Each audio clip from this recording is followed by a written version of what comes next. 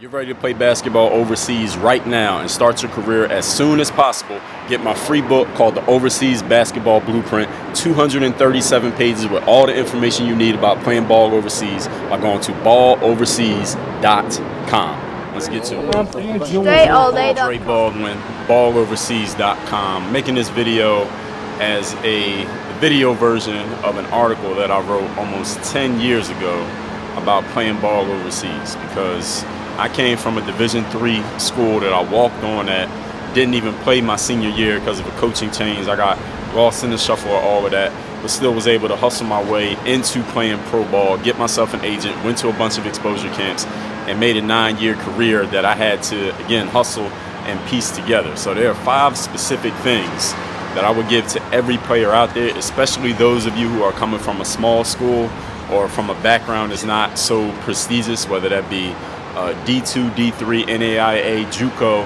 Maybe you didn't even play college basketball at all, but you want to play professional basketball. 5 specific things that you need to do in order to tell you what they are right here. Number 1, you must make a fucking decision.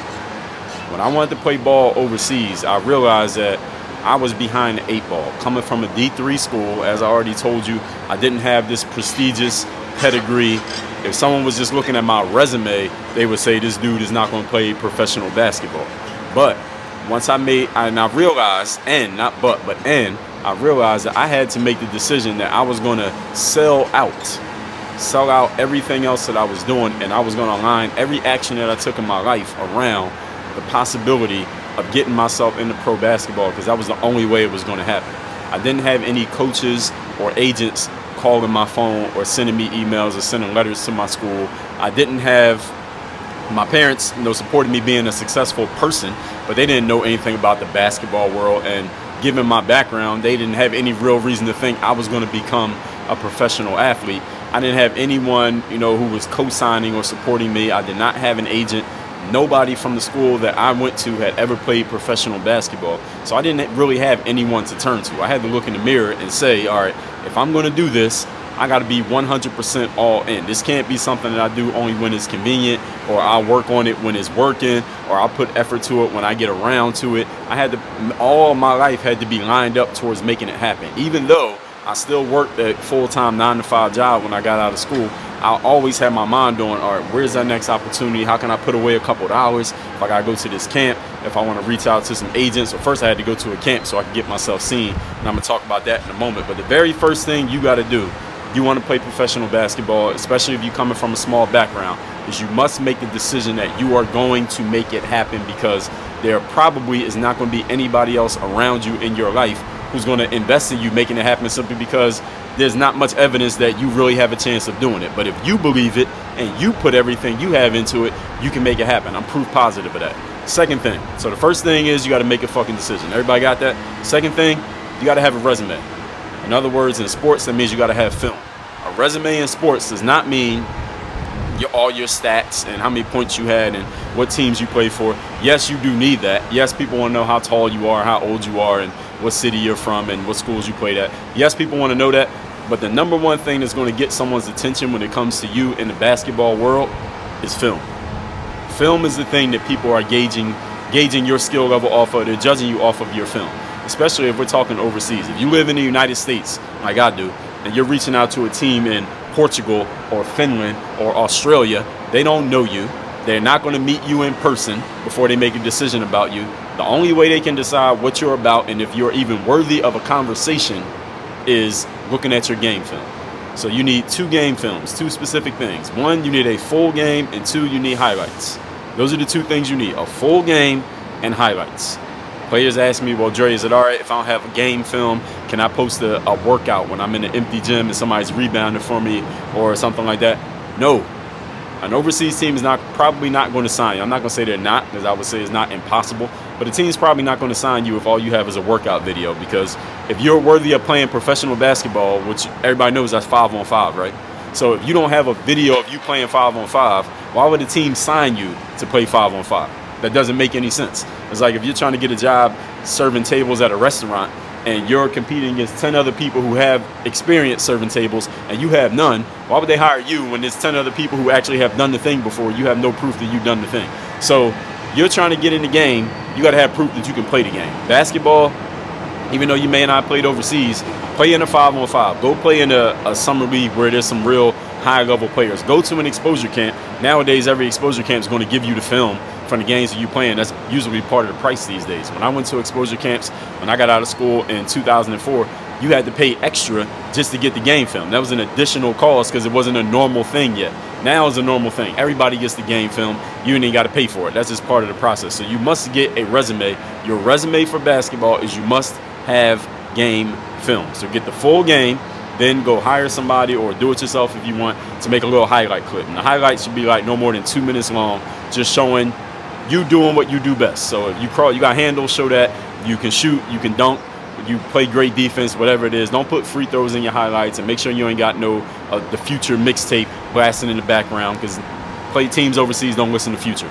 All right, so turn the volume down on that. Make sure you get some game film. You got to have some resume. The third thing you got to do. So 2 things so far. Make a fucking decision. Make sure you have game film. Third thing you got to do is the most simple one that all of you should understand. Work on your fucking game.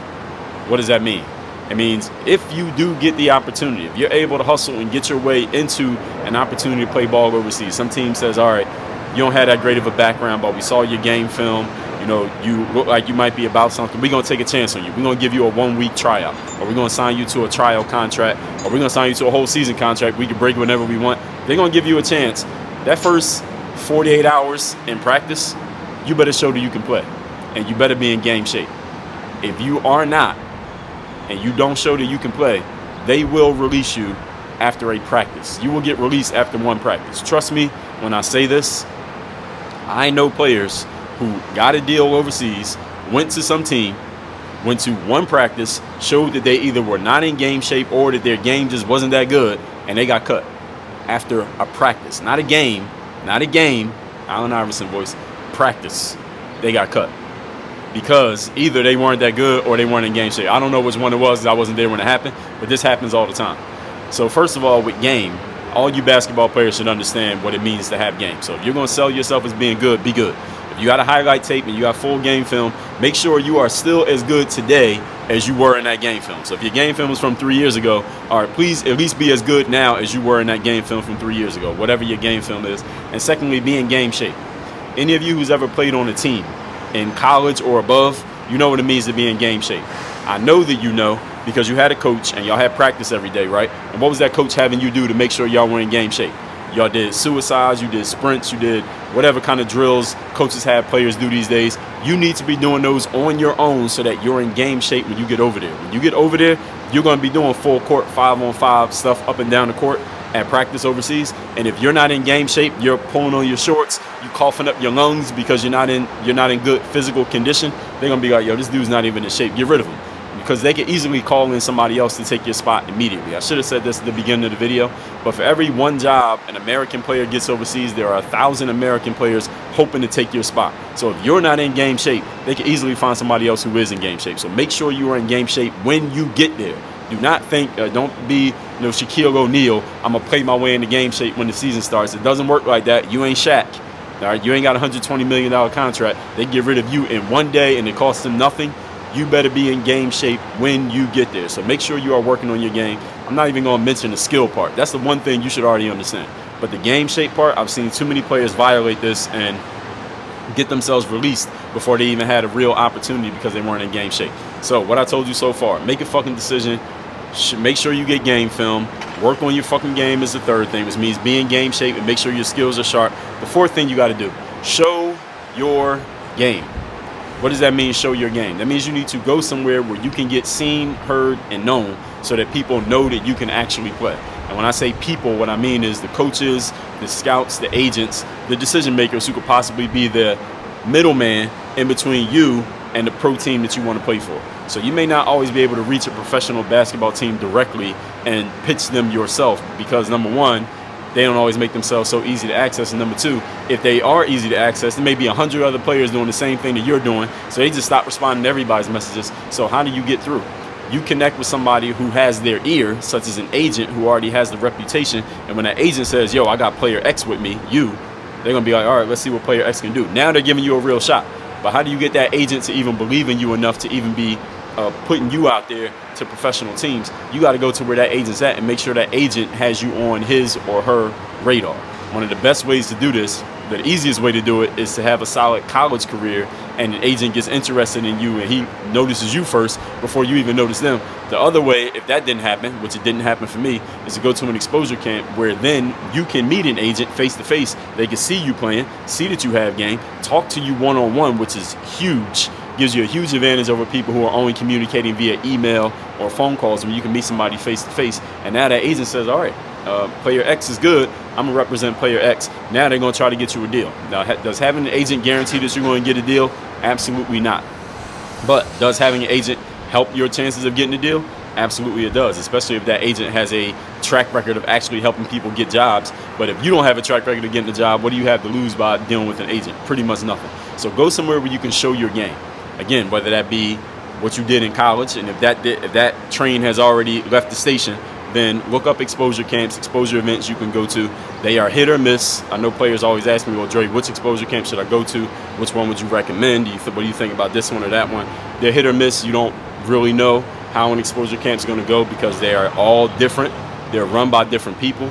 Every year, a different set of players shows up. So really the quality of an exposure camp is, number one, based on who's running it and how they run it, and number two is based on the competition that you're playing with and against. So if all the other players there, let's say you're a 6'5" shooting guard, but all the players there are 6 feet tall, now you got to play center. It's not the organizers, it's kind of the organizers' fault because they let all these 6 feet guys in, but at the same time, you don't always know who else is going to show up to a camp. So you can't always say with full clarity what you're going to get in the exposure camp. Listen, I invested in a bunch of exposure camp. I would say about 60% of them were worthless, and the other 40, well, not worthless, I got a story out of it. The other 40% were beneficial, but I didn't know until I went. I had to go and find out. So that's what I say about getting yourself seen. You got to go to where the people are at so you can get some attention on yourself. So what I told you so far, make a fucking decision. Make sure you have game film / your resume. Work on your fucking game, be in game shape. Show yourself so people actually know who the hell you are, know that you exist. Fifth thing you got to do is network. What does network mean? It goes hand in hand with what I said in showing yourself. You got to make sure people know you. Go connect with people. Reach out to people. Make phone calls. Send emails. Go to where these people are at and shake their hand. Meet them face to face, one-on-one. If I could tell y'all one thing, meeting people face to face is infinitely more valuable than making a connection with them only via email or a telephone call. Even if they never heard of you before, it pushes your name to the top of the pile of everybody else who's sending emails and text messages and making phone calls or sending tweets or DMs. Go to where these people are and make face-to-face connections. That's what I mean when I say network. So figure out where these people are at, make sure you go there, make connections. And the thing about networking, ladies and gentlemen, most important aspect of someone who wants to network, what do you bring to the table? This is the question. What do you bring to the table of that conversation or relationship that makes you even worthy of being listened to? So if I'm an agent and I show up at an exposure camp and there's 1,000 players there, they all know I'm an agent. They all know who I am. They know what I look like. I walk in the gym, they all looking at me. So I know everybody wants to connect with me. Why do I want to talk to you? This is a question that you need to have an answer to. Why do I, as an agent, want to talk to you? And your answer better be something better than, oh, I'm good, I could do this, I could do that, I really want an opportunity if somebody would just help me out. Nobody wants to hear that shit. What do you have to offer? What tangible do you have to offer to that agent that would allow that agent to make money himself or herself and to help you make money? You know, agents make money when a player gets a contract, right? So what do you have that would help that agent help you? In other words, go back to my second point, game film. Do you have game film that proves you can play? If you're at an exposure camp and you meet an agent, are you on the court proving that you can play pro basketball? If you are, that's a good thing. And the agents will come to you. If you're out there doing your thing, the agent will come up to you and say, yo, let me holler at you. I've had it happen to me.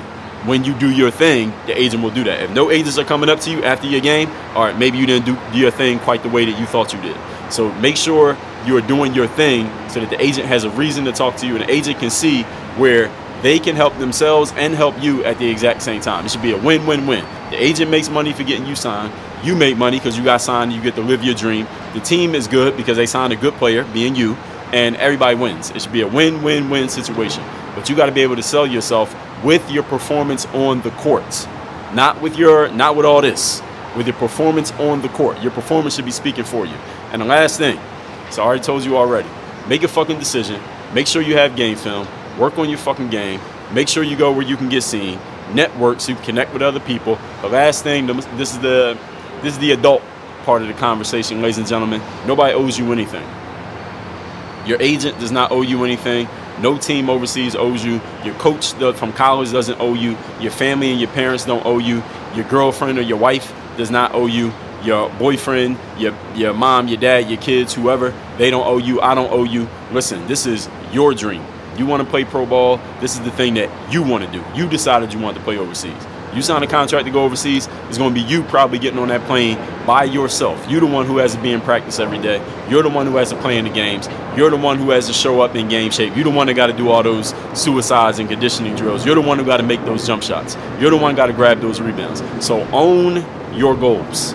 If it's your goal to play pro ball, own it. Meaning, you need to be willing and able to do 100% of the work to make this happen. If somebody else happens to get involved and they help you out, you get an agent and they help you out, cool. If your parents want to get involved and help you out, cool. If your girl wants to help you out, support you, cool. If somebody else comes in and they offer you a lending hand and it helps you get it a little bit ahead further than you would have got by yourself, all good. But if none of those things happen, you own 100% of making it happen. So all of y'all out there who I often get messages from ladies who are not players. I'm talking about ladies who your man is a player or your son or your brother is a ball player, and they'll say something like, yo, my brother, my boyfriend, my husband, my son wants to play ball overseas, but I'm trying to get the information. And I'm looking at the message, I'm like, well, excuse me, miss, all due respect, but why are you the one reaching out to me when it's your son or your brother or your husband who wants to play ball overseas? Why am I hearing from you and not hearing from them?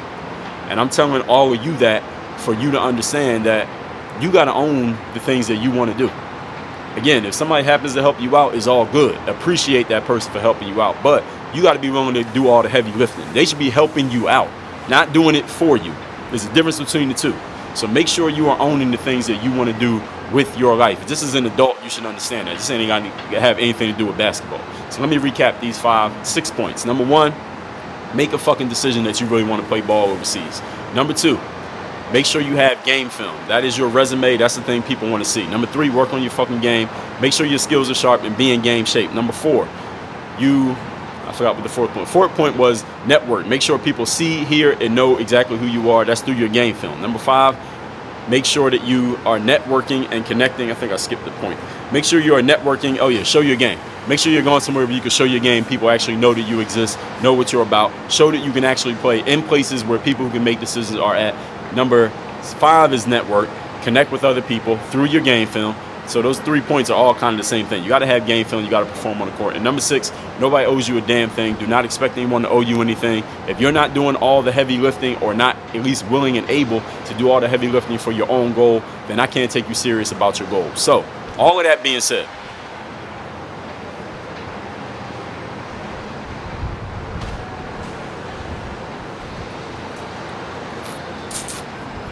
those of y'all who want a guidebook on how to play ball overseas, everything I said in this video and a whole bunch of other stuff is in this book, 237-page book. Let me make sure that's right.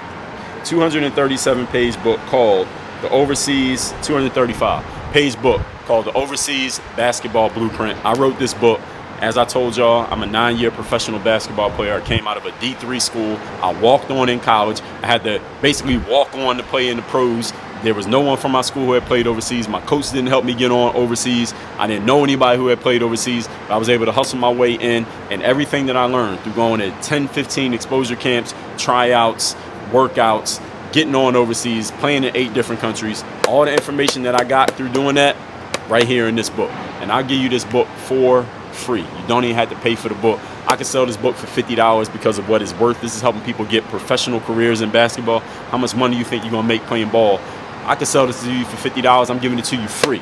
All you gotta do is pay a small shipping and handling charge. Go to balloverseas.com. The link is right down there in the video description wherever you're watching this.